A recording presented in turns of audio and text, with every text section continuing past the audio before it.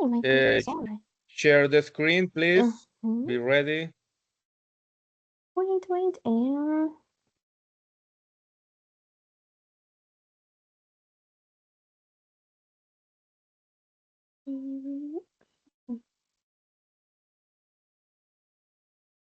only you can see my screen. Yes. Okay, teacher. Are I'm you going to turn ready? on my yeah. No. Okay, the timer is on. Go ahead. Okay. Hi everyone. My name is Isabel Cristina, and I'll be talking about a topic that combines neuroscience, psychology, and education, of course. And this is the effects of social isolation on the human brain. So, all we know, being alone sometimes feel uncomfortable, but what happens inside our brain when isolation becomes chronic? So we'll explore the science behind it, the effects that have this isolation in our lives, in our emotions, in our behavior, in inside our brain, of course, and the social nature of the brain. It's important to start talking that our brain is designed to connect with others. So that's the reason why your brain thinks that social contact is a kind of nutrient, because around 80% of our cerebral cortex is involved in process that connect information with others, real connection, of course.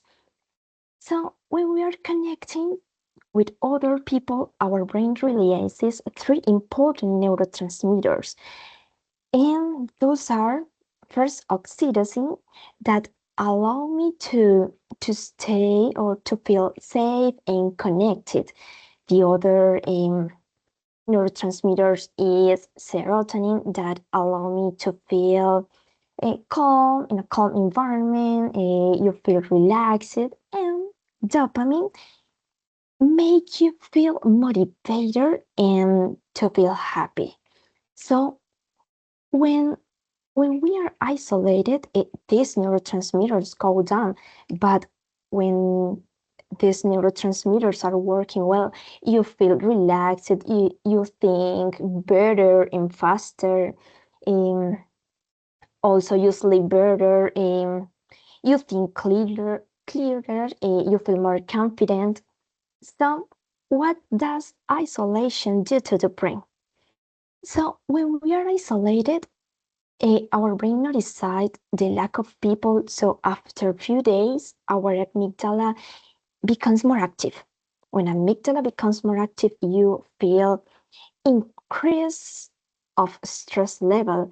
So after that, you feel anxiety and fear, and after some weeks, sorry, our hippocampus starts working less, affecting, of course, in memory and sorry, I don't see the screen now. Memory and learning. And our prefrontal cortex slows down, affecting that is in charge of start focus and concentrated. That's the reason why isolation doesn't allow me to think clearly and make good decisions. Now, scientific evidence. The things that I said before have evidence that confirm this, and this I extracted some studies from university or journals that reveal or that show it that in adults, isolated in adults, increases in 32% the risk of early death. Also, as I said, in the volume of the hippocampus, when experienced with our brain experience isolation, shrink. So it gets smaller than the ordinary size. And another study says that long periods of isolation faster affects our part cognitive. And we experience all of you of we experience a situation in pandemic, so studies reveal that mental well-being were affected in 48%. And I want to talk about isolation and learning after COVID-19. Um, During this pandemic, many people experience isolation for the first time, and it affects it strong affects the way that we lived or learned.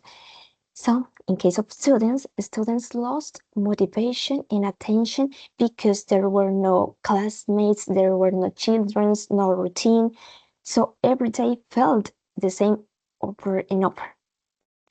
After all, learning alone affected the memory consolidation because the brain had fewer interactions, fewer connections. After this, the stress and anxiety increases a lot because all people were worried about their health, of course, their future, their families, and their work.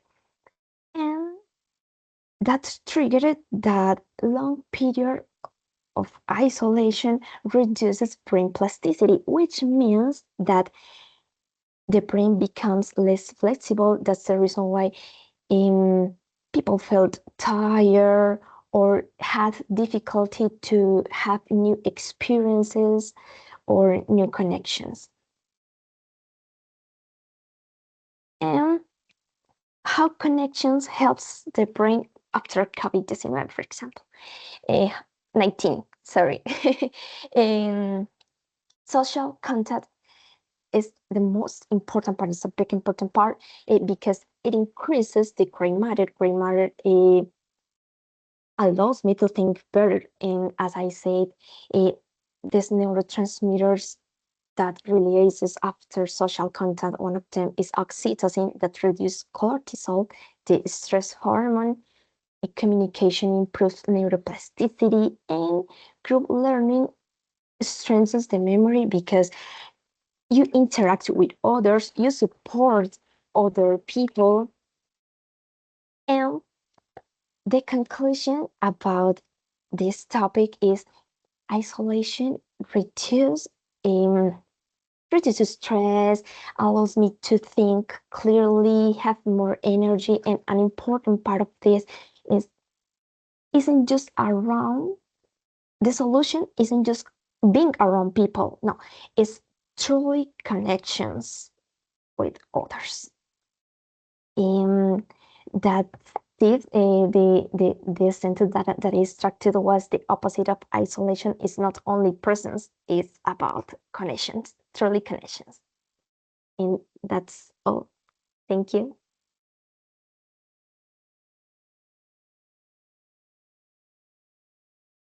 Okay,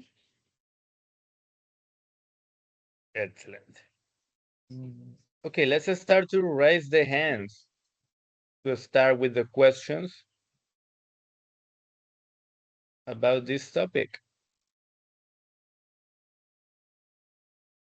Jurani, you go first.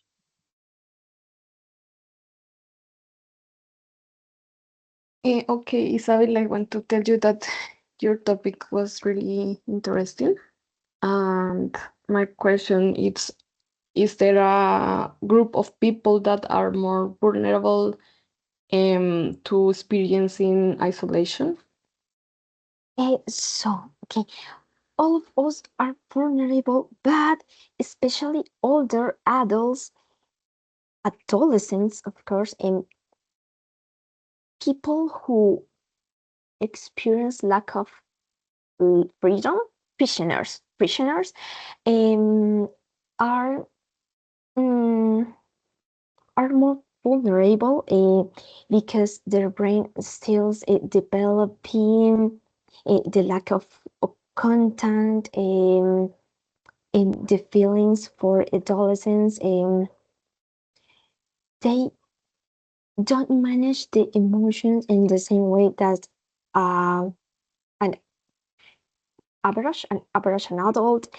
And to conclude, elder people is the most people affected by isolation.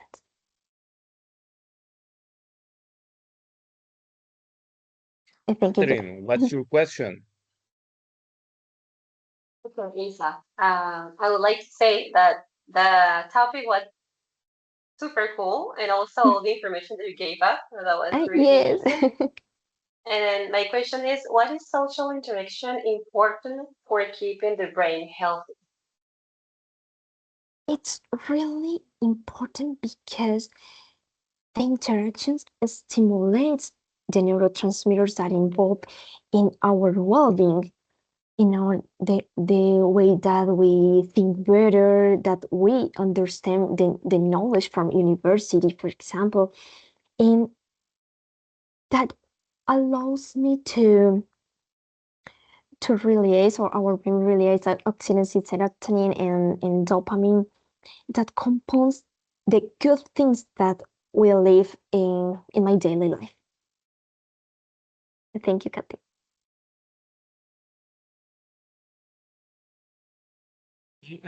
Delmer, you're next.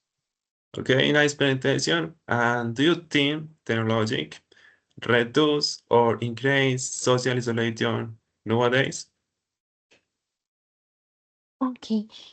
It, truly, it increases the isolation, but technology is really useful for connecting to others, like this moment, for example. But it's a kind of balance. The key, or the recommendation is a kind of balance, because technology allows allows us to connect with others, but it shouldn't replace face-to-face connections. The key is how we use it. Thank you, Delmer. Okay, and you, Paula? Okay, what part of the learning process is most affected by insulation? And researchers reveal that attention, attention and memory is the most affected part, are the most affected part, because it affects the way that what we learn, because I can't, for example, I can't store it's simple information. I could have a difficulty to do simple tasks. Attention and memory are the most affected parts.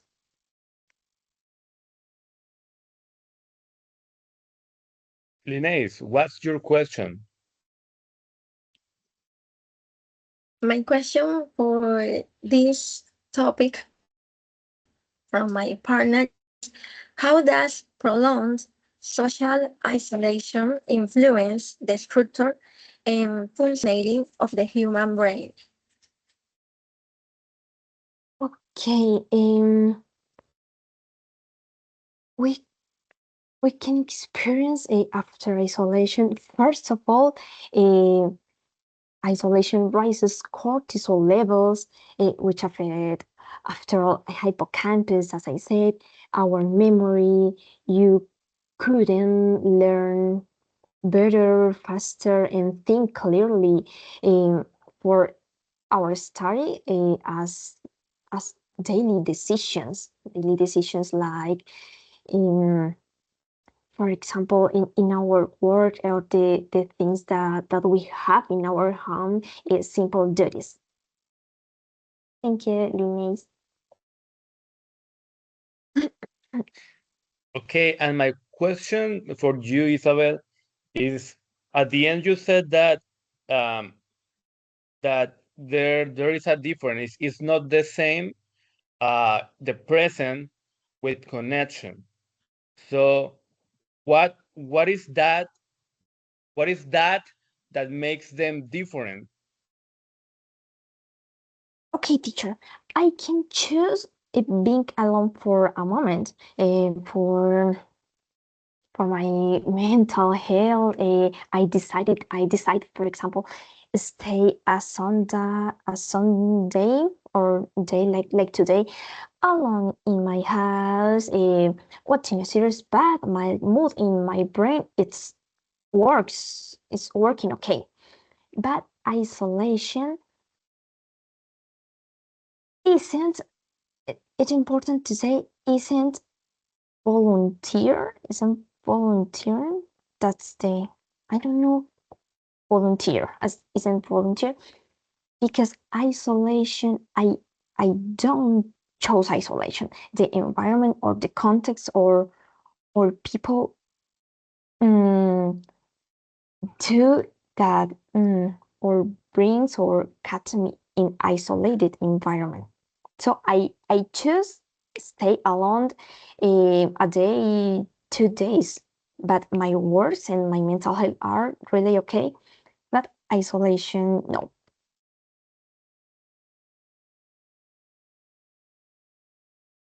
Okay, very well. So, Isabel, with your, you choose a really difficult topic with those difficult words, vocabulary. What? But yeah, you managed to do it like neurotransmitter. What is even that? So I don't know. nice job on doing that presentation. It could be a challenge, but you did it. Um, about the presentation, I have to say that it was well presented because it really helped us to understand like the visual process of the areas affected. Because if we think about it, if you didn't put that on the presentation, we would be kind of lost with all the terminology and the processes. So that was a nice addition for us. Besides, in the case of your pronunciation, I can only, I mean, I didn't find mistakes. The problem with you, Catherine, and Jurani, most of the time is that you don't make a lot of mistakes, and I don't have much to talk about. But there is one thing that I noticed, and it was in the case of say relaxed, because you said it like relaxed, and that's not the correct pronunciation for the word. Because remember, in some of the past encounters, I told you that we only pronounce like the whole sentence with ed at the end if the word ends in t, ed, and ded. And in the case of relaxed, it ends with x, e, and d. So we only say it like relaxed with the final part like that. Grammar, obviously, it was excellent.